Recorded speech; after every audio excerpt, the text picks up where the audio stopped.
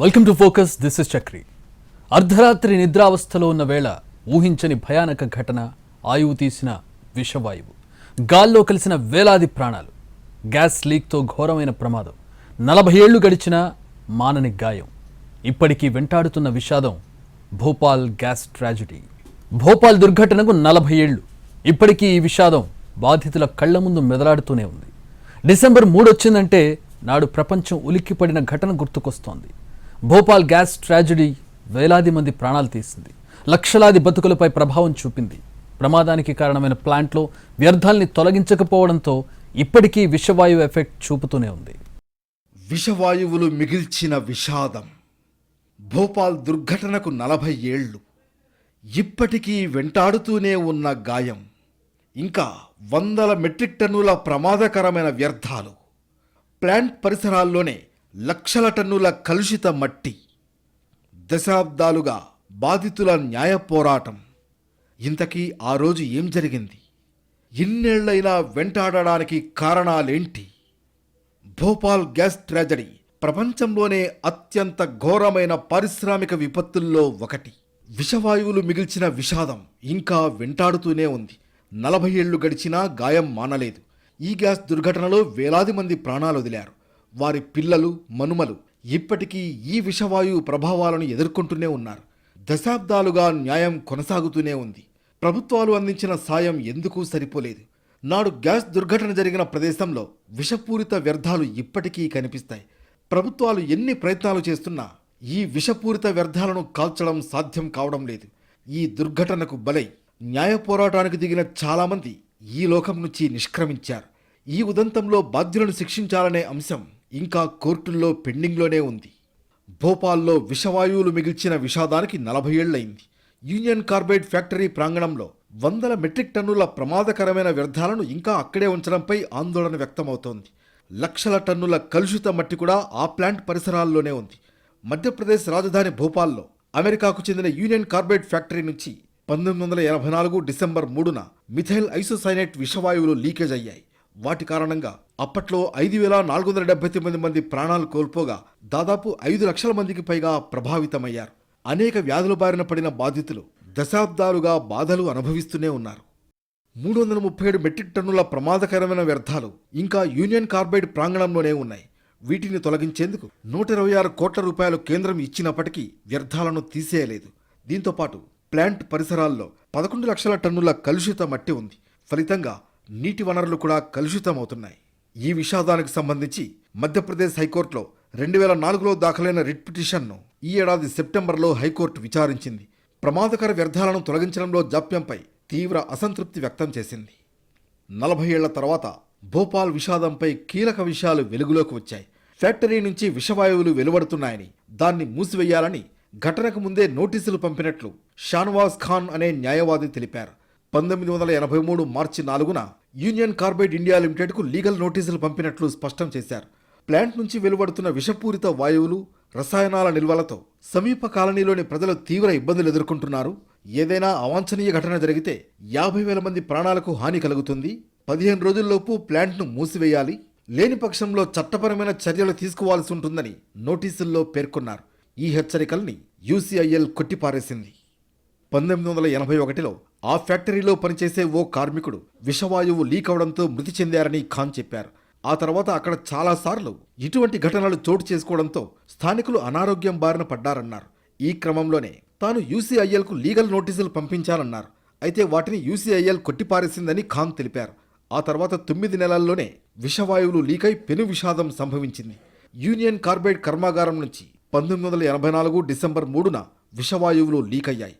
ఆ దుర్ఘటనలో వేలాది మంది ప్రాణాలు కోల్పోగా దాదాపు 5 లక్షల మంది తీవ్ర అనారోగ్యం బారిన పడ్డారు. ఈ ప్రమాదం నుంచి బయటపడిన వారు కూడా విషవాయువు ప్రభావం నుంచి తప్పించుకోలేకపోయారు. వైకల్యం రూపంలో వారిని, వారి తరాలను వెంటాడుతోంది. ఈ విషవాయువు ప్రభావంతో మరణించిన వారి అధికారిక సంఖ్య ఇంకా అందుబాటులో లేదు. అధికారిక మరణాల సంఖ్య మొదట్లో 2,259గా నివేదించారు. మధ్యప్రదేశ్ ప్రభుత్వం 3,787 మంది గ్యాస్ బారిన పడినట్లు నిర్ధారించింది. ఇతర అంచనాల ప్రకారం 8,000 మంది మరణించారు.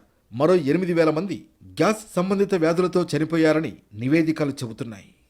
లెక్కకు మించిన రీతిలో జనం శారీరక మానసిక వికలాంగులయ్యారు. వారి వారసులను ఈ ఘటనకు సంబంధించిన చేదు జ్ఞాపకాలు వెంటాడుతున్నాయి. విషవాయువు కారణంగా రోగాల బారిన పడి కాలం వెళ్లదీస్తున్న యువతీ యువకులకు వివాహాలు కూడా జరగడం లేదు. వివాహం జరిగినా సంతానం లేమి తలెత్తుతోంది. ఒకవేళ గర్భం దాల్చిన పుట్టిన బిడ్డల ఆరోగ్యంపై పెను ప్రభావం పడుతోంది. బాధితుల్లో చాలామంది తల్లిదండ్రులను పిల్లలను కోల్పోయారు. దశాబ్దాలు గడుస్తున్నా బాధితులకు సరైన న్యాయం జరగలేదు.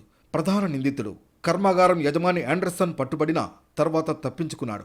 ఆండర్సన్ అప్పగించాల్సిందిగా అప్పట్లో భారత్ చేసిన అభ్యర్థనను అమెరికా నిర్ద్వందంగా తోసిపుచ్చింది. ఒక్కో బాధితుడికి నాడు పరిహారం కింద కేవలం 25,000 రూపాయలిచ్చి ప్రభుత్వాలు చేతులు దులుపుకున్నాయి. ఈ ఘటనకు కారణమైన ఏ ఒక్కరిని ఇప్పటి వరకు శిక్షించలేదని, తమ విషయంలో కేంద్ర రాష్ట్ర ప్రభుత్వాలు ఎంతో నిర్లక్ష్యం చూపాయనడానికి ఇదే నిదర్శనమని బాధితులు ఆరోపిస్తున్నారు. ఇక భోపాల్ గ్యాస్ లీకేజీ విషాదాన్ని గుర్తు చేస్తూ ప్రతి ఏటా జాతీయ కాలుష్య నియంత్రణ దినోత్సవం నిర్వహిస్తున్నారు. అటువంటి ఘటనలు జరగకుండా ఉండేందుకు తీసుకోవాల్సిన జాగ్రత్తలను తెలియజేస్తున్నారు. పెరుగుతున్న కాలుష్యం వల్ల కలిగే సమస్యలపై అవగాహన కల్పించేందుకు కాలుష్య నియంత్రణ దినోత్సవాన్ని నిర్వహిస్తారు. కాలుష్య ఉద్గారాల పెరుగుదల ఒక్క భారతదేశం మాత్రమే ఎదుర్కొంటున్న సమస్య కాదు. ప్రపంచమంతా కాలుష్య నియంత్రణ దిశగా పోరాడుతోంది. కాలుష్య నిర్మూలన అనేది ఏ ఒక్కరి వల్లనో, ఏ ఒక్క ప్రభుత్వం వల్లనో అయ్యే పని కాదు. ప్రపంచంలోని అన్ని దేశాలతో పాటు ప్రతి ఒక్కరూ తగిన చర్యలను తీసుకుంటేనే కాలుష్యం అనేది అదుపులోకి వస్తుందంటున్నారు పర్యావరణవేత్తలు. ఇంతకీ ఆ రోజు ఏం జరిగింది? అర్ధరాత్రి ప్లాంట్లో విషవాయువులు ఎలా లీక్ అయ్యాయి? ముందే హెచ్చరికలు చేసిన ప్లాంట్ మేనేజ్మెంట్ పట్టించుకోకపోవడంతోనే ప్రమాదం జరిగిందా? ఇంతకీ ఆ డేంజరస్ కెమికల్ ఏంటి? బాధితులపై శాశ్వతంగా ప్రభావం చూపుతుందా? అర్ధరాత్రి నిద్రావస్థలో ఉన్న వేళ ఊహించని భయానక ఘటన ఉసురు తీసింది. విషవాయువు వారి ఆయువు తీసింది. వేలాది ప్రాణాలు గాల్లో కలిసిపోయాయి. గ్యాస్ లీక్తో ఘోరమైన ప్రమాదం జరిగింది. 40 ఏళ్లు గడిచినా ఆ గాయం మానలేదు. ఆ విషాదం వెంటాడుతూనే ఉంది. 1984 డిసెంబర్ 2-3 తేదీల మధ్యరాత్రి జరిగిన ఈ గ్యాస్ లీక్ ఘటనలో వేలాది మంది ప్రాణాలు కోల్పోయారు. నేటికి మధ్యప్రదేశ్లోని భోపాల్ ప్రజలు నాటి ఘటన మిగిల్చిన విషాదాన్ని దిగమింగుతూనే కాలం వెళ్లదీస్తున్నారు. 1979లో మిథైల్ ఐసోసైనైడ్ ఉత్పత్తి కోసం భోపాల్లో ఒక కర్మాగారం ఏర్పాటైంది. ఈ పరిశ్రమ యాజమాన్యం తగిన భద్రతా ఏర్పాట్లు చేయలేదు. డిసెంబర్ 3న ఫ్యాక్టరీలోని A610 నెంబర్ ట్యాంకులో నీరు లీక్ అయింది.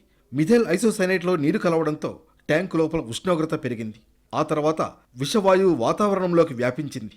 45 నిమిషాల వ్యవధిలోనే దాదాపు 30 మెట్రిక్ టన్నుల గ్యాస్ లీక్ అయినట్లు తెలుస్తోంది. ఈ వాయువు నగరమంతటా వ్యాపించింది.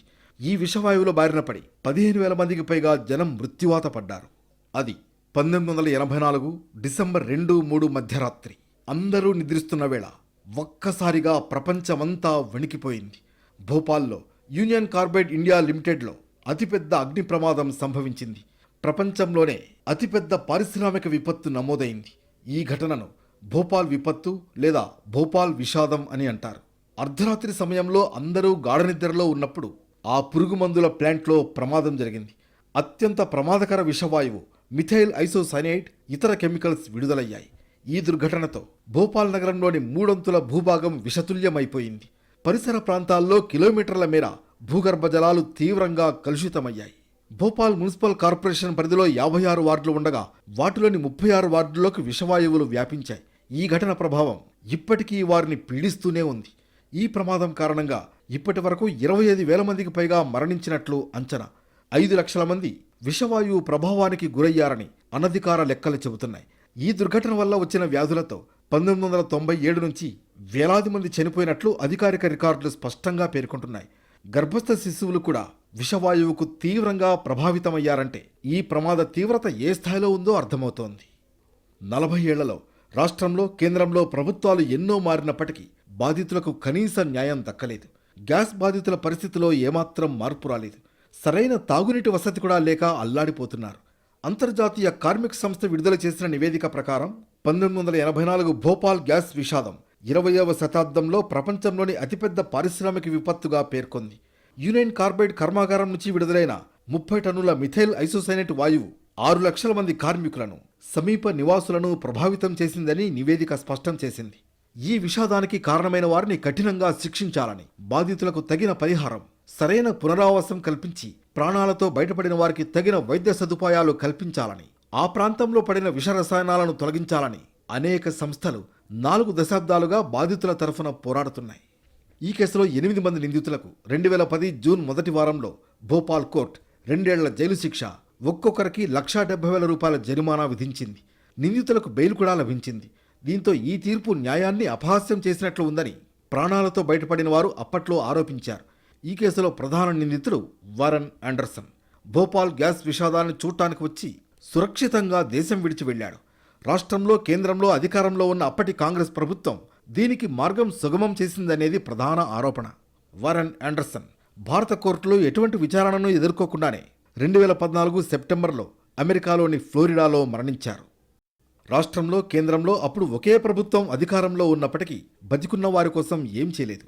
బాధితులకు పరిహారం అందించడం, పునరావాసం కల్పించడం, ప్రాణాలతో బయటపడిన వారికి వైద్య చికిత్స అందించడం, దోషులకు శిక్ష పడేట్లు చేయడం, విషపూరిత రసాయనాలను తరలించడం వంటి వాటిని ప్రభుత్వాలు విస్మరిస్తూనే ఉన్నాయి. మిథైల్ ఐసోసైనేట్ వల్ల కలిగే గాయాలు శాశ్వతమైనవని వివిధ నివేదికలు చెబుతున్నాయి. అయినప్పటికీ 90% మంది బాధితులకు పరిహారంగా కేవలం $500 మాత్రమే చెల్లించారు. ఈ గ్యాస్ ప్రభావంతో అనేక దీర్ఘకాలిక వ్యాధుల బారిన పడే అవకాశం ఉందని అమెరికాలోని నేషనల్ లైబ్రరీ ఆఫ్ మెడిసిన్ తెలిపింది.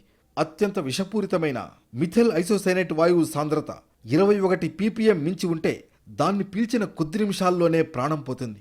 ప్రాణాలతో బయటపడిన వారి మరణాలకు, వికలాంగులుగా మారడానికి కారణం ఇదే.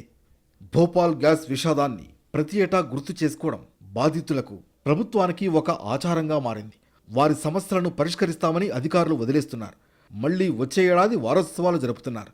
దీనివల్ల ప్రయోజనం ఏంటని బాధితులు ప్రశ్నిస్తున్నారు. ప్లాంట్ నుంచి బయటకు వచ్చిన విషవాయువు నగర ప్రజలను ప్రభావితం చేస్తూనే ఉంది. కానీ ఈ సమస్యను పరిష్కరించడానికి కేంద్ర, రాష్ట్ర ప్రభుత్వాలు ప్రయత్నించడం లేదు. ప్రాణాలతో బయటపడిన వారికి చికిత్స అందించడానికి ఏర్పాటు చేసిన Bhopal memorial hospital and research centre నిత్యం రద్దీగా ఉంటుంది. కానీ అక్కడ సౌకర్యాలను మెరుగుపరిచే ప్రయత్నం జరగడం లేదనేది బాధితుల ఆరోపణ. భోపాల్ గ్యాస్ ట్రాజడీ ఓ తరాన్ని కుదిపేసింది. లక్షలాది మంది జీవితాల్ని బుగ్గిపాలు చేయడమే కాదు, ఆ నగరంలో 300 భూమిని విషతుల్యం చేసింది. ఇప్పటికీ తాగునీటిలో విషవాయు ఎఫెక్ట్ కనిపిస్తోంది.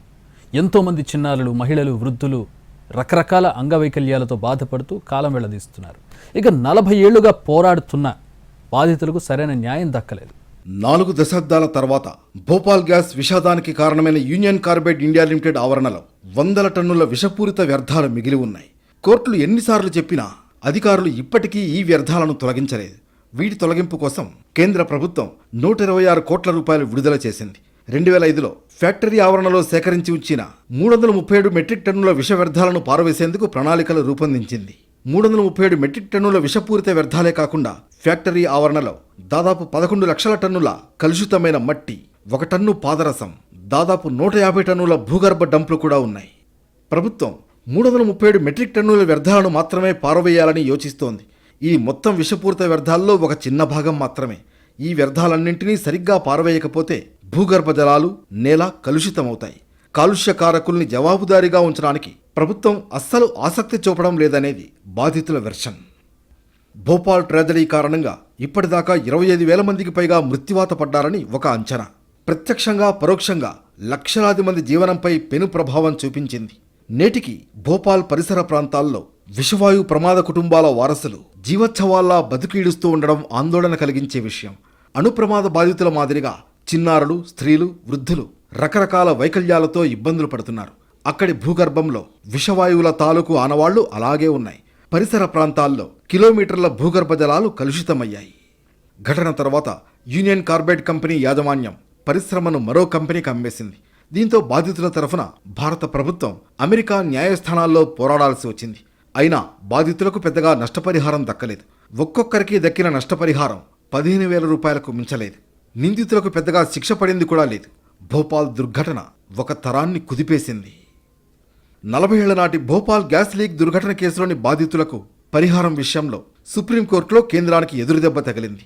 1984 భోపాల్ గ్యాస్ లీక్ ప్రమాదానికి కారణమైన యూనియన్ కార్బైడ్ నుంచి అదనపు నష్టపరిహారం చెల్లించాలని కోరుతూ కేంద్ర ప్రభుత్వం దాఖలు చేసిన పిటిషన్ను సుప్రీంకోర్టు కొట్టివేసింది. గ్యాస్ లీక్ బాధితులకు అదనపు పరిహారంగా ₹7,844 కోట్ల ఇప్పించాలని అమెరికాకు చెందిన యూనియన్ కార్బైడ్ కార్పొరేషన్ కంపెనీలను ఆదేశించాలని కోరుతూ కేంద్రం 2010లో క్యూరేటివ్ పిటిషన్ దాఖలు చేసింది. 1989లో సెటిల్మెంట్ సమయంలో ప్రజల జీవితాలకు, పర్యావరణానికి జరిగిన వాస్తవ నష్టాలను సరిగా అంచనా వేయలేమని చెబుతూ ఈ కేసును రీఓపెన్ చేయాలని కేంద్రం కోరింది. కేంద్రం వేసిన క్యూరేటివ్ పిటిషన్ను గతేడాది సుప్రీంకోర్టు తిరస్కరించింది. దీంతో దశాబ్దాల న్యాయ పోరాటానికి తెరపడినట్లయింది. మరోవైపు భోపాల్ విషపూరిత రసాయన ప్రభావం కొన్ని తరాల పాటు కనిపించింది. ప్రమాదం తాలూకు విష వ్యర్థాలను బహిరంగంగా పడేసిన కారణంగా అక్కడి నేల కూడా కలుషితమైంది. జనానికి జరిగిన ఈ నష్టానికి, నేరపూరిత నిర్లక్ష్యానికి కంపెనీ, దాంట్లోని అధికారులదే బాధ్యతని న్యాయస్థానాల్లో కేసులు దాఖలయ్యాయి. జిల్లా కోర్టులో మొదలైన న్యాయ పోరాటం దశాబ్దాల కాలంలో సుప్రీంకోర్టును చేరింది. దేశ అత్యున్నత న్యాయస్థానంలోనైనా తమకు న్యాయం దక్కుతుందని బాధితులు ఆశించారు. కానీ అక్కడ వారికి నిరాశే ఎదురైంది. కేంద్రం, యూనియన్ కార్బైడ్ల మధ్య కుదిరిన రాజీ ఒప్పందం వెనుక ఎన్నో రాజీ వ్యవహారాలు నడిచాయని బాధితుల తరఫున క్యూరేటివ్ పిటిషన్ విచారణలో భాగమైన సంస్థలు ఆరోపిస్తున్నాయి. సమాచార హక్కు చట్టం కింద భారత్లో, అమెరికాలో సేకరించిన సమాచారం, పత్రాల ఆధారంగా వారు ఈ ఆరోపణలు చేశారు. ఈ పత్రాలను కోర్టుకు అందజేశారు. యూనియన్ కార్బైడ్ అధికారులు ప్రభుత్వాన్ని ఎలా తప్పుదోవ పట్టించింది ఈ పత్రాల ద్వారా వివరించారు. దుర్ఘటనలో బతికి బయటపడ్డవారు ఎదుర్కొన్న గాయాలు స్వల్పమని కంపెనీ కేంద్ర ప్రభుత్వానికి నచ్చజెప్పిందన్నది వారి ఆరోపణ. కోర్టు ఈ సాక్ష్యాలను తోసిపుచ్చింది. 1989 నాటి కోర్టు తీర్పును సమర్థించింది. మొత్తానికి భోపాల్ గ్యాస్ ట్రాజడీ 40 ఏళ్లైనా బాధితులకు కన్నీళ్లు తెప్పిస్తూనే ఉంది. లక్షలాది మంది ఎన్నో వ్యాధులతో బాధపడుతూ జీవితాన్ని నెట్టుకొస్తున్నారు.